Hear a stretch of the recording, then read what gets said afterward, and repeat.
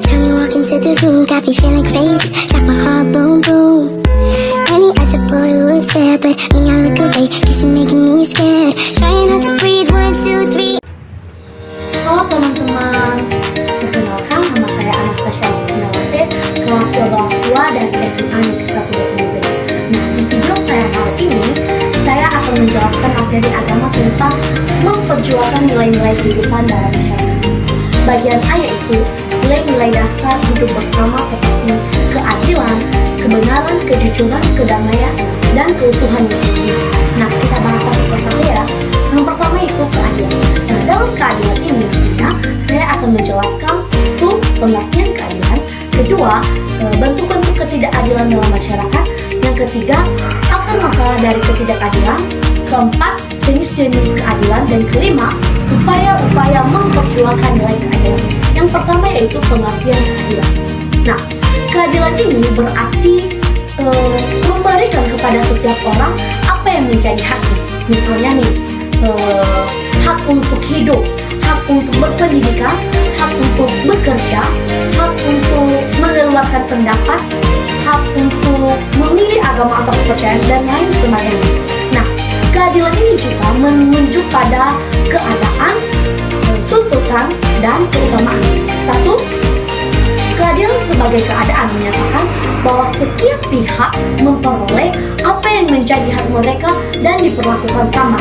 Misalnya, setiap orang diperlakukan secara adil tanpa membedakan suku, agama, ras, dan budaya. Yang kedua adalah keadilan sebagai tuntutan. Nah, keadilan sebagai tuntutan ini menuntut agar keadilan itu diciptakan baik dengan melakukan tindakan yang diperlukan maupun dengan menjauhkan diri kita dari tindakan yang tidak adil. Nah, yang ketiga adalah keadilan sebagai keutamaan. Nah, keadilan sebagai keutamaan ini adalah sikap atau tekad untuk melakukan sesuatu yang adil. Nah, bagian yang kedua adalah bentuk-bentuk ketidakadilan dalam masyarakat.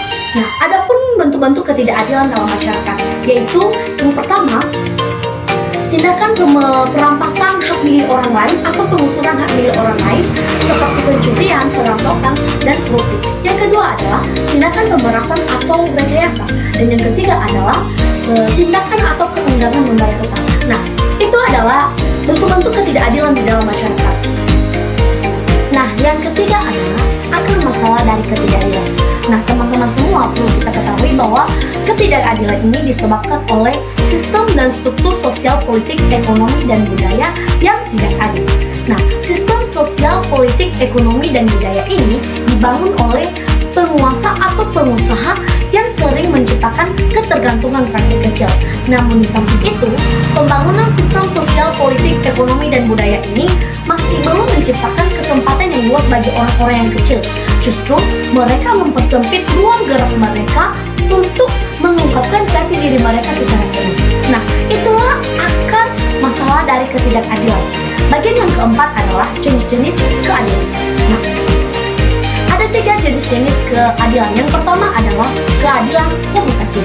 Nah, keadilan komutatif ini menuntut kesamaan dalam pertukaran, misalnya mengembalikan pinjaman atau jual beli yang berlaku pantas dan tidak merugikan siapapun. Nah, kedua adalah keadilan distributif. Nah, keadilan distributif ini menuntut kesamaan dalam membagikan apa yang menguntungkan dan dalam menuntut pengorbanan. Misalnya, kekayaan alam dinikmati secara adil dan pengorbanan dalam pembangunan dipikul secara adil. Nah, yang ketiga adalah keadilan legal. Keadilan legal ini menuntut kesamaan dan hak dan kewajiban terhadap negara yang sesuai dengan undang-undang yang berlaku saat ini. Nah, bagian yang kelima adalah upaya memperjuangkan keadilan. Adapun langkah-langkah yang harus kita ambil atau harus kita lakukan untuk memperjuangkan keadilan. Yang pertama yaitu kita perlu mempelajari dengan baik masalah hak-hak dasar manusia sehingga orang lain dapat menentukan mana yang perlu dilindungi dan mana yang perlu ditegaskan. Nah, yang kedua adalah keadilan hanya dapat diperjuangkan dengan memberdayakan mereka yang menjadi korban ketidakadilan. Nah, korban ketidakadilan ini perlu disadarkan tentang situasi yang tidak adil ini kemudian bangkit bersama-sama untuk memperbaiki nasibnya. Yang ketiga adalah memberikan suatu kesaksian hidup dengan keterlibatan untuk mencapai keadilan dalam diri kita sendiri. Yang keempat adalah usaha memperjuangkan keadilan bagi orang yang diperlakukan tidak adil. Tidak perlu melakukan kekerasan, tetapi melakukan dengan cinta dan kasih sayang. Nah, yang kedua adalah kebenaran. Dalam kebenaran ini, saya akan menjelaskan dengan satu, kebenaran, dua, bentuk-bentuk kebenaran, ketiga, sebab orang berbohong, keempat, akibat orang berbohong, dan kelima, ajaran Alkitab tentang kejujuran. Yang pertama adalah makna kebenaran. Yang pertama, perlu kita ketahui bahwa kebenaran itu adalah suatu keadaan atau kondisi yang sesuai dengan hal yang sesungguhnya. Nah, kebenaran ini berarti suatu hal yang sungguh-sungguh benar, sehingga kebenaran ini sangat berkaitan erat dengan kejujuran. Yang kedua adalah bentuk-bentuk kebohongan. Adapun bentuk-bentuk kebohongan yang terdiri dari satu, berdusta atau saksi dusta. Nah, berdusta ini adalah mengatakan yang tidak benar dengan maksud untuk menyesatkan. Sedangkan dusta ini adalah pelanggaran paling langsung dalam kebenaran. Yang kedua adalah rekayasa atau manipulasi. Rekayasa atau manipulasi ini adalah membawa orang kepada tujuan yang menguntungkan dirinya sendiri, sehingga yang mungkin saja orang lain dapat mendapatkan rugi. Nah, yang ketiga adalah fitnah dan umpatan.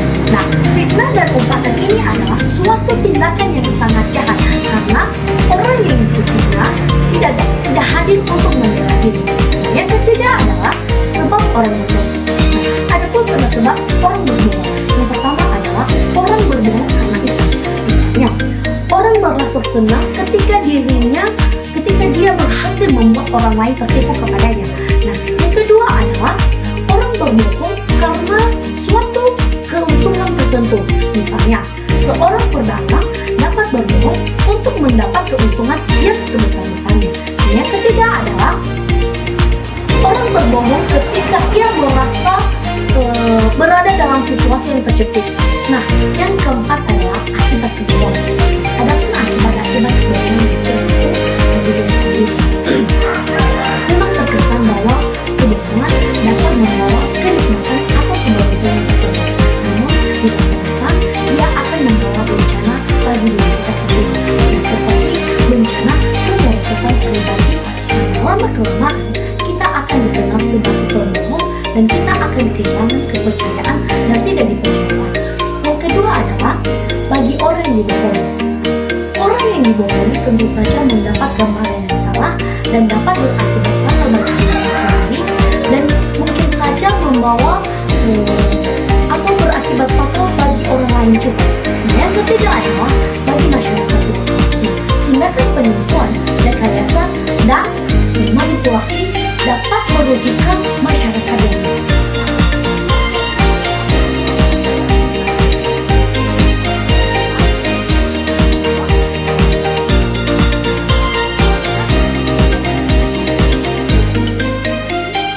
Bagian dalam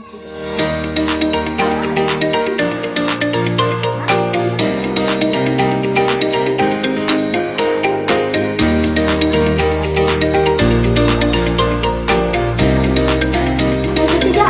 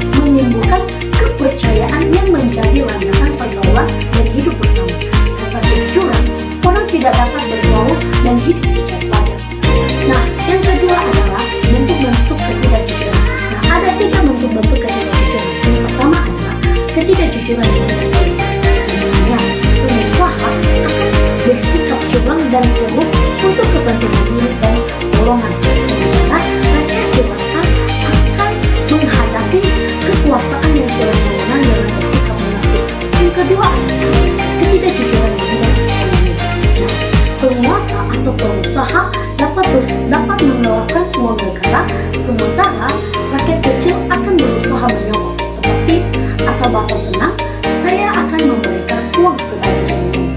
Nah, yang ketiga adalah ketidakjujuran di bidang biaya atau pendidikan. Seperti pengusaha akan merekayasa pendidikan termasuk pembangunan, sementara rakyat atau anak didik akan bersikap negatif. Nah, yang ketiga adalah alasan yang akan selalu ketidakjujuran. Yang pertama, alasan ketidakjujuran menjadi tentu saja kesalahan pada kekuasaan seperti itu. Orang terlibat untuk menolak atau mempertahankan kekuasaannya apapun alasannya. Yang kedua, alasan ketidakjujuran dalam bidang ekonomi adalah keserakahan pada materi, pada harta, khususnya pada uang. Yang ketiga adalah alasan ketidakjujuran dalam kecil adalah demi kepentingan hidupnya. Yang keempat, alasan ketidakjujuran di bidang biaya adalah demi harmonitas sosial. Nah, yang keempat adalah akibat dari ketidakjujuran. Nah, untuk para pelaku, satu, walaupun dia hidup berkelimpahan, tetapi belum tentu dia bahagia. Yang kedua, hati nuraninya sudah tidak berfungsi atau sudah mati. Yang ketiga, kemerosotan moral dan kepribadiannya.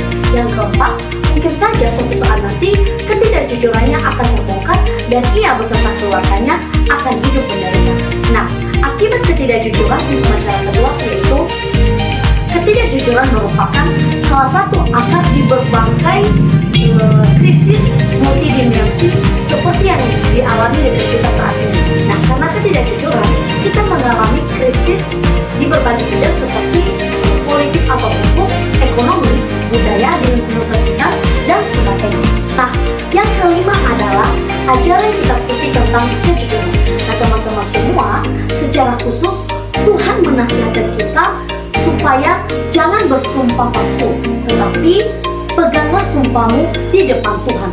Aku berkata kepadamu, janganlah sekali-kali kamu bersumpah baik demi langit, karena langit adalah tahta Allah, maupun demi bumi, karena bumi adalah tumpuan kakinya, maupun demi Yerusalem, karena Yerusalem adalah kota raja besar.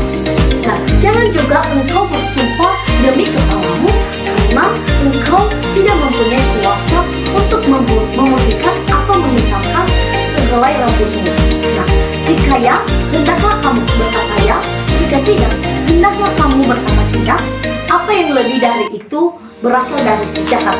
Nah, Matius pasal 5 ayat 33 sampai 37. Nah, yang keempat adalah kedamaian. Bagian kedamaian ini saya akan menjelaskan satu makna kedamaian. Kedua, fakta-fakta pertikaian yang terang. Ketiga, alasan terjadinya pertikaian yang terang. Keempat, akibat terjadinya pertikaian yang terang. Kelima, kerinduan manusia terhadap kedamaian. Dan keenam, ajaran kitab suci terhadap kedamaian. Yang pertama adalah makna kedamaian. Teman-teman semua, kedamaian adalah keadilan atau hasil tata masyarakat manusia yang haus akan kedamaian yang lebih sempurna. Nah, yang kedua adalah fakta-fakta pertikaian yang terang.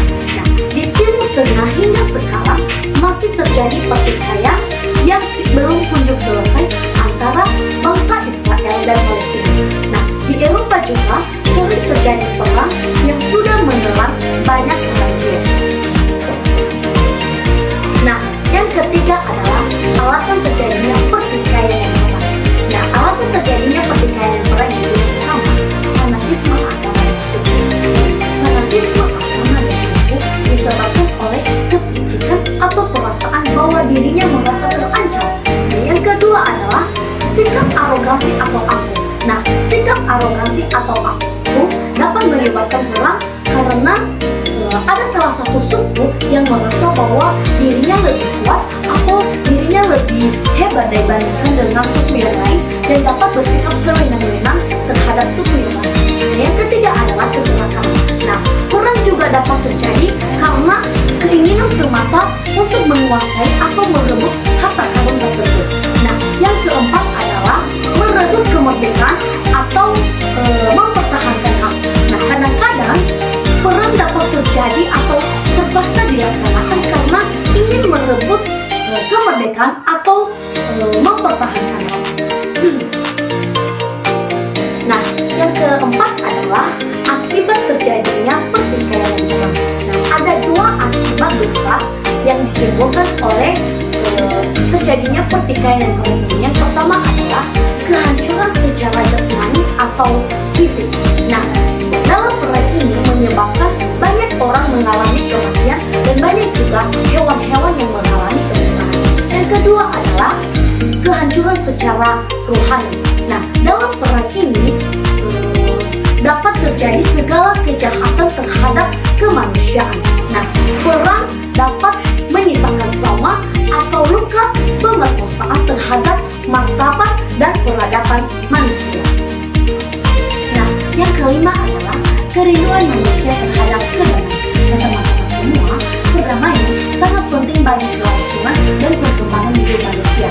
Nah, manusia ingin mencari ketenangan hidup yang memungkinkan setiap orang dapat mengembangkan dirinya dengan lebih manusia di dalam persaudaraan. Memang, untuk mewujudkan perdamaian memerlukan atau membutuhkan kesadaran, pengakuan, serta penghormatan terhadap martabat dan hak dasariah manusia. Nah, yang keenam adalah ajaran kitab suci tentang kedamaian. Nah, dalam perjanjian lama, kata shalom berarti kesejahteraan pribadi dan masyarakat. Kata shalom juga mengandung makna damai sertamu. Yang ternyata, damai sertamu ini merupakan salam umum yang berlaku di perjanjian lama. Salam ini merupakan pengharapan supaya manusia memperoleh kebaikan dalam hidup. Yesus juga berkata bahwa damai kutinggalkan bagimu. Damai yang kuberikan dan apa yang kuberikan kepadamu tidak seperti apa yang diberikan dunia kepadamu. Menurut agama, perdamaian adalah sebuah nilai atau suatu kewajiban universal yang berlandaskan suatu tata susunan masyarakat yang rasional dan bermoral. Nah, yang bagian yang kelima adalah keutuhan lingkungan hidup. Nah, yang kelima adalah keutuhan lingkungan hidup ciptaan Tuhan. Berdasarkan Kejadian pasal 1 ayat 1 sampai 24 tentang kisah penciptaan yang mengatakan dua hal pokok berikut. Yang pertama, segala sesuatu berasal dari Allah, langsung atau tidak langsung, sejalan dengan teori evolusi. Nah, kita harus mengatakan bahwa betapa ajaibnya unsur alam yang amat sederhana ini. Nah, yang kedua adalah semua yang tercipta adalah baik, seperti yang telah kita renungkan sampai saat ini. Nah, selanjutnya kita masuk pada bagian B, yaitu Yesus membangun masyarakat yang bermanfaat. Nah, dalam bagian ini saya akan menjelaskan bahwa harta atau kekayaan dan kerajaan Allah. Nah, teman-teman semua, kita tahu dan kita sadar bahwa harta, uang atau kekayaan memiliki nilai. Kita berusaha untuk memiliki. Namun, kita harus menguasai harta, bukan harta yang menguasai kita. Nafsu untuk mengumpulkan uang atau kekayaan sangat bertentangan dengan usaha mencari kerajaan Allah. Betapa sulitnya orang kaya masuk ke dalam kerajaan Allah seperti seekor unta yang masuk ke dalam lubang jarum. Maksudnya, Tuhan mendorong kita untuk tidak terbelenggu akan harta atau kekayaan, dan Tuhan juga memberikan semangat kepada orang kaya supaya membantu orang-orang miskin terhadap kekayaan. Dan yang kedua adalah kekuasaan dan kerajaan Allah. Nah, kita tahu juga teman-teman bahwa kekuasaan ini memiliki nilai yang sangat berharga. Nah, ada dua cara untuk melaksanakan kekuasaan. Yang pertama adalah penguasaan dan yang kedua pelayanan. Nah, kekuasaan dalam kerajaan Allah tidak membutuhkan diri sendiri dan keluarga. Nah, yang ketiga adalah kehormatan atau besi dan kemuliaan Allah. Kehormatan atau besi adalah nilai yang sangat dipertahankan oleh orang. Orang rela mati atau rela berkelahi sampai mati demi mempertahankan harga dirinya. Nah, harga diri atau kehormatan didasari oleh keturunan, kekayaan, kekuasaan, pendidikan, dan keutamaan. Nah, yang keempat adalah solidaritas dan kebajikan. Nah, ada perbedaan antara kerajaan dunia dan kerajaan Allah.